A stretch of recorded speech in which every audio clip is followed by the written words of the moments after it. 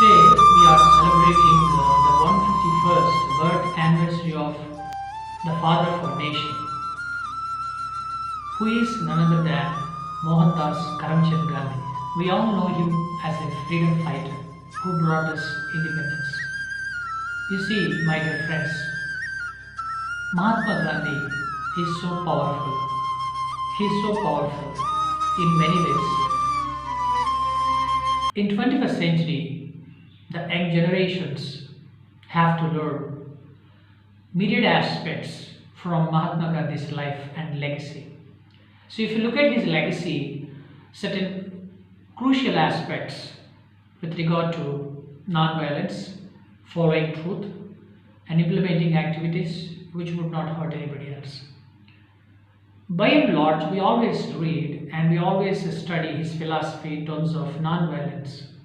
Besides that, there are pretty dynamic aspects. There are different dimensions of his life which most of us do not know. Today, on this 151st birth anniversary of M.K. Gandhi, the father of our nation, I would like to bring a few interesting issues and points about Babuji. Stay tuned and give your valuable feedback afterwards. Mahatma Gandhi, in fact, is seen to be a champion of independence for India. But he is also a great teacher who has propounded some theories in the health management. You see, the present situation, which is really so worse than it used to be. We all have been suffering from lots and lots of, we in the sense, the people in the country, majority of the people have been suffering from chronic health diseases besides the rampant progress of COVID-19. So we don't have the control over how much we eat, how much we must live, how we can probably manage the health system in an effective manner. Due to this negligence, the health has deteriorated grossly. There is no doubt at all. You might accept or agree if I say that. So he said in his one of the famous books, mostly it wouldn't have been explored, but very few guys must have explored. The title of the book is The Key to Health, in which he clearly talks about natural cure of all the diseases. And he also wants to tell the people that you need to believe in your psychological strength, like mental strength, instead of believing in physical strength, which is also important. So firstly, he gives importance to psychological strength. When he was very particular about psychological strength, he meant people would be able to manage during their troublesome times, and almost when they are in soup, they can manage their time well with their ability to troubleshoot the problems during the crisis. That's his idea. So as a philosopher who exhibited a lot of wonderful thoughts in terms of managing health, he says people must eat less quantity of food, not for eating but for the sake of keeping the body alive, and must also be mindful about the balance of the appetite, how great it is. Is it not pertinent? Is it not relevant to the existing scenario where junk food has prevailed and processed food has brought many disorders such as type 2 diabetes and hormonal imbalances? Almost there are many untold miseries. So when he said the people must eat wisely, he meant be healthy, don't be a glutton. This is one important shade of his dynamic aspects of preachings and philosophy. And he also says something regarding natural cure. When you have a problem, believe in some dynamic ingredients available in the nature. Make use of those resources. Do not blindly depend on medicines. Allopathy, actually did not keep it aside, but he was not in favor of it. He just preferred this natural cure, and he said nature is the best teacher, and he simply exhorted this philosophy to enthuse the spirits of the people in the country. So this is one important thing, and he also brought certain issues regarding leprosy and how he served when he was in South Africa. He's stay in Johannesburg, and when people approached him, he literally helped them, especially the people who are not ordinary and common people, but they were afflicted with leprosy. Do you help anyone who has leprosy today? But he did it. Do you like to talk to people today? Corona, which has spread everywhere, if people say there is someone who is being affected by corona, contracted, would you like to talk? Even you maintain distance. If not, you just don't want to go. But he never worried. Having said that, I don't mean to sensitize you to talk to corona, to go and mingle with people, but it is a serious issue. There are certain protocols how we need to maintain that the distance and mouth etiquette as well as hand sanitization. All these things are different. So he helped the people suffering from leprosy, and his commitment towards health management was amazing. He told people not to throw the litter outside. Like when you eat a chocolate, you simply throw the wrapper. When you eat when you use a polythene bag, you just throw over your wall. You don't care about neighbors and for walking from the neighbors and for ourselves. So he always said, let the areas be clean. He gave importance to sanitization. So personal cleanliness is next to body. That's what he said. He said meditation is the best measure in order to alleviate all the problems with regard to the mental tensions and the stress. When you have psychological disorders, you had better do meditation. That helps you a lot, which he practiced. And he also walked a lot during his time. I mean, until he attained the 40th year, he was walking daily for about 18 kilometers. Can you imagine? Today, people do not come out of their apartments. Even they say many reasons. As of now, we have a pandemic, but even sometimes 40 out of 100 mostly do not do regular workouts, which leads to hazardous health results that we all know. But Gandhiji was walking 18 kilometers per day, and there were some statistics to prove this point that he walked almost from 1913 to 1948. During these years, 79,000 kilometers he walked. Yes, 79,000 kilometers he walked. Can you imagine that? See, and even the World Health Organization also says to be fit and in order to stay healthy, the limit it has given minimum 8,000 steps to 10,000 steps per day one has to do. But how many of us are so much conscious about this?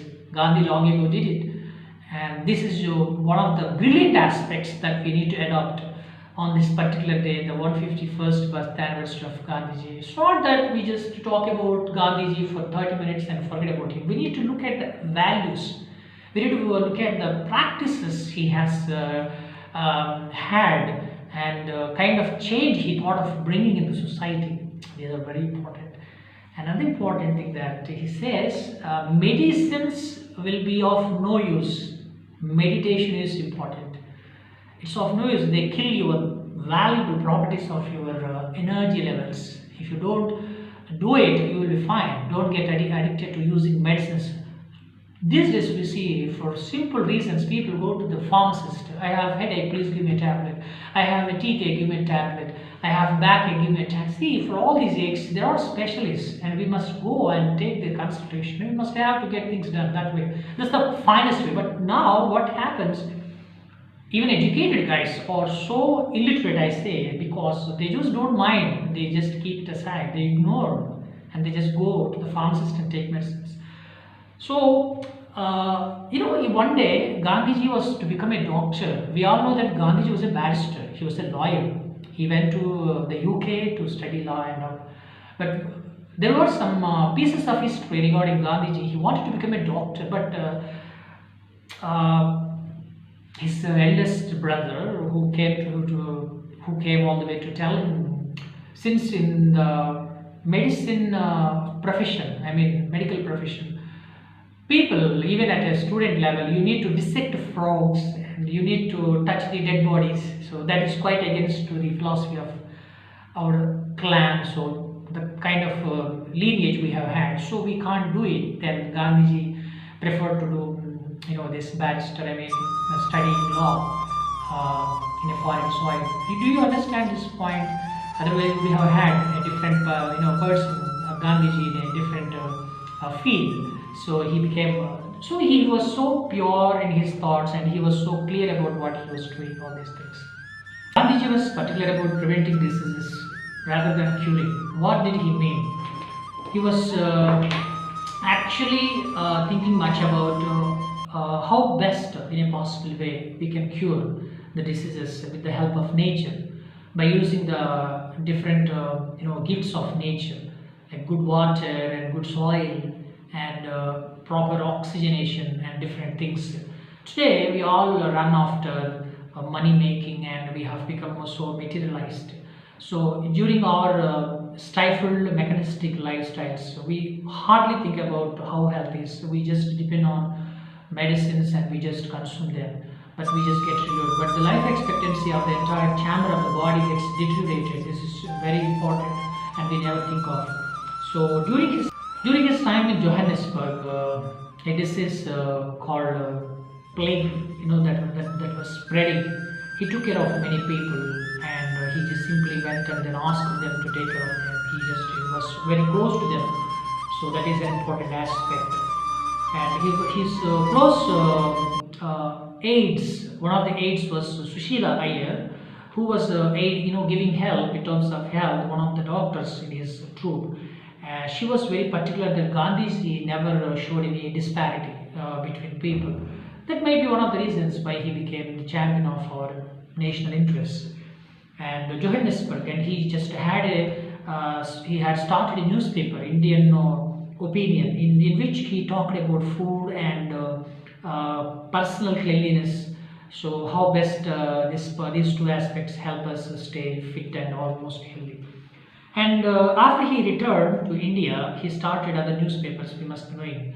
So Young India, Horizon, and Navajivan, and different like in newspapers he gave extraordinary essays in which he talked about laziness is sin and lethargy is an enemy.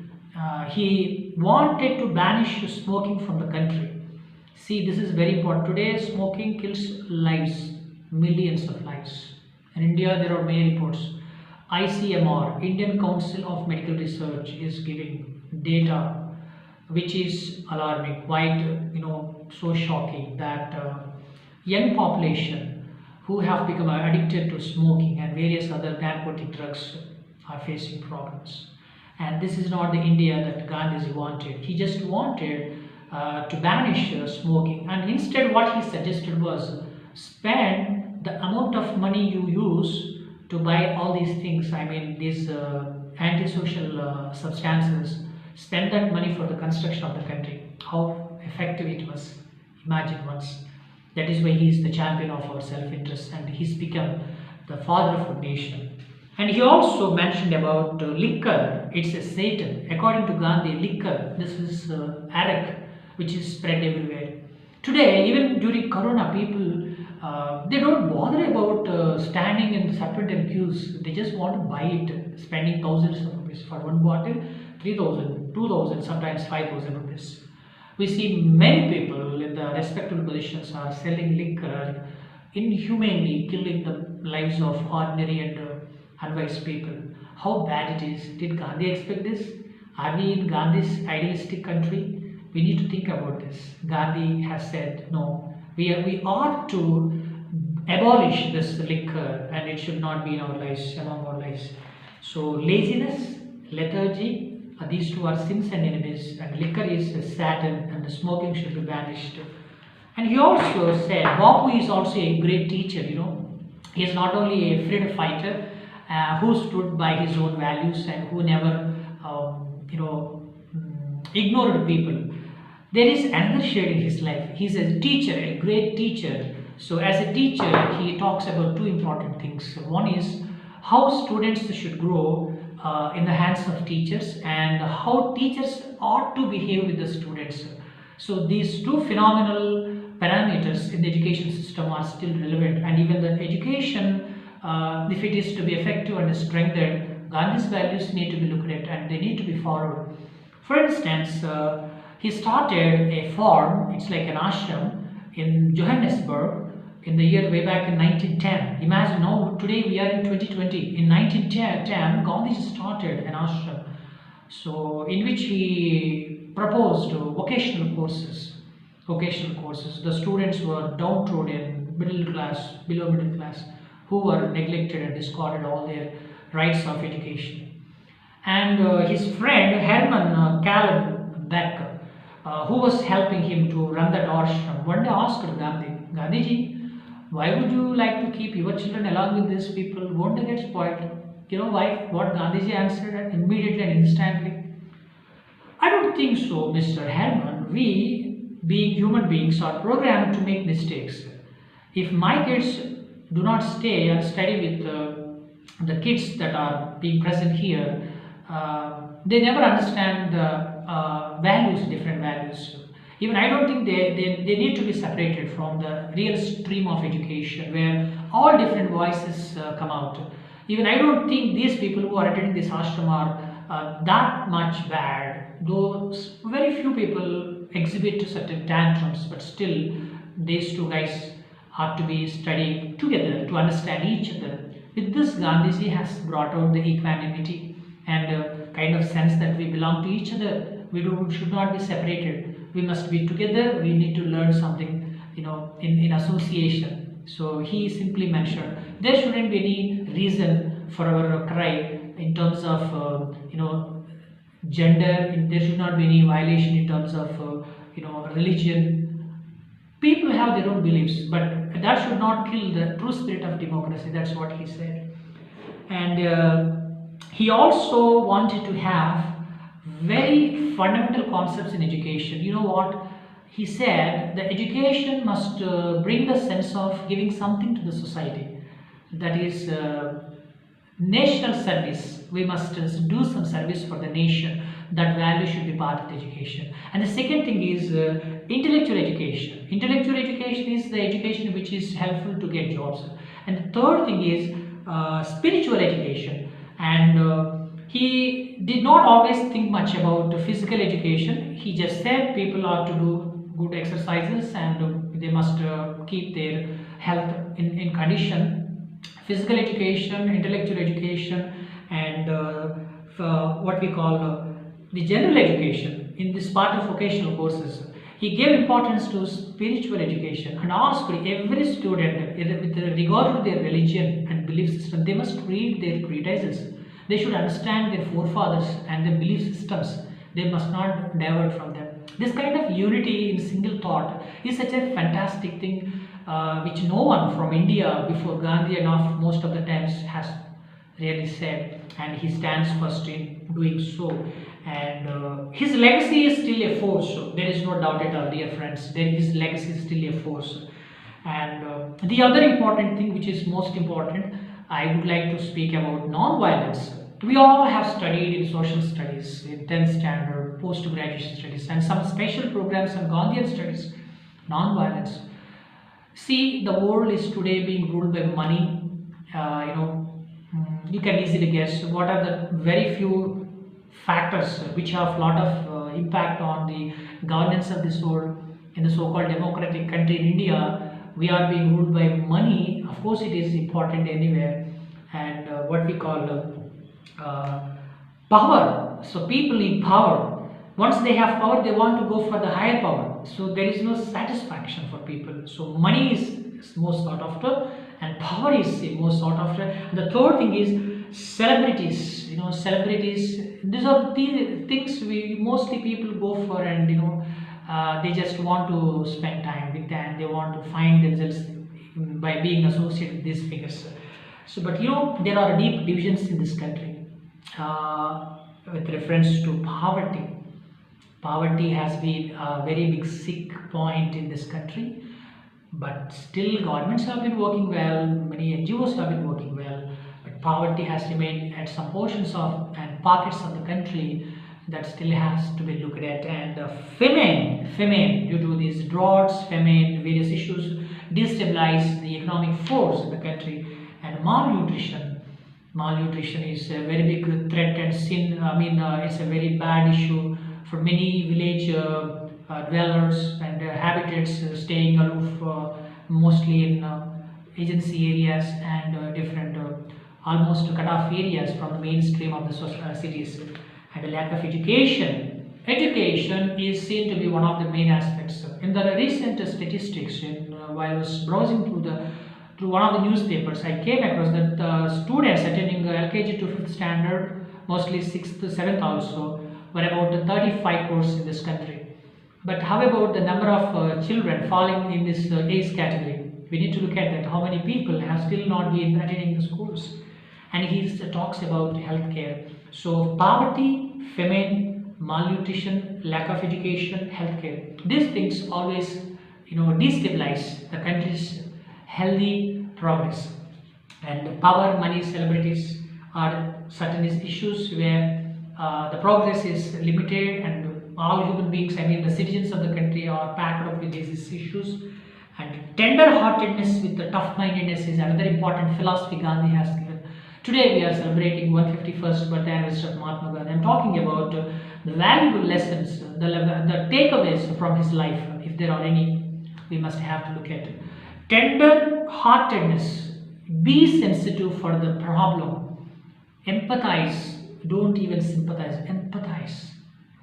And tough-mindedness, when you have to bring change, sometimes you need to be tough. Way back in the history that during his Champaran times, when he was fighting the British to bring independence to the indigo farmers, he questioned the authority. Why would you like to release and give us a decrease? Why would you like to ask us to be present in the court? This is our country. You are the outsiders. I'm a native of this country. This is my country. I'm a citizen of this country. You don't have to ask me like that. See, there are three things that Gandhi always thought about: doubting, questioning, and reforming, or otherwise restoring the values. Doubting, questioning, and restoring. So when you express your doubt, you question, and when you question, you get the answer, and you will fight for it. It's a kind of reliant aspect. This is a kind of dynamic point which he said. And when you talked about the art of politics, another aspect, politicians are labeled as something like so is motivated by the simple-mindedness attitudes, basically. And he says power is not the conquest of the entire regime, but it is a beautiful organization of system to give value and benefits of the welfare communities. How fantastic this thought is. Along with Gandhiji, we can also remember certain national figures and international figures who are none other than Nelson Mandela, as well as Abdul Ghaffar Khan, and Martin Luther King Jr., and other figures, to name a few. See, these guys, they did themselves and they fought for values. One thing, all these guys were very obstinate and very aggressive in bringing change, and they never left for the dynamic cause and the noble missions they were holding, and they just wanted to stand by the ethical values to bring changes, and mostly to bring a lot of progress to the democratic country, to the people in the countries. And with this, I just would like to take you of you as what Gandhiji finally says, a few excerpts from his studies, like self-realization is very important. During this, on the eve of 151st birth anniversary, let us take this takeaway and please try to work on this. Self-realization is important, and we need to be better citizens. We need to be better citizens. There is a Swachh Bharat concept program to keep all our neighboring, places and our places to be clean and tidy. How many of us are following this? Let's wholeheartedly think about that. So, not about speaking, implementing is very important. Is it true or not, my dear friends? So this is important. Better citizens. Let's be better citizens. Let's walk in the footsteps, indelible footsteps of Gandhiji that have a lot of significance. And social well-being. How will social well-being comes? How will people in the society be so fine? How will they be happy when there are no diseases? When they have cash flow in their hands, and when they celebrate their festivals, and when they attend their schools, when they can pay the fee, when the fathers feel that they have they given good education to their kids, when mothers feel that they have saved money for the children and daughters marriages, when they have constructed houses. See, all these things are part and parcel of our lives. So financial development is possible when psychological improvement and emotional well-being is achieved.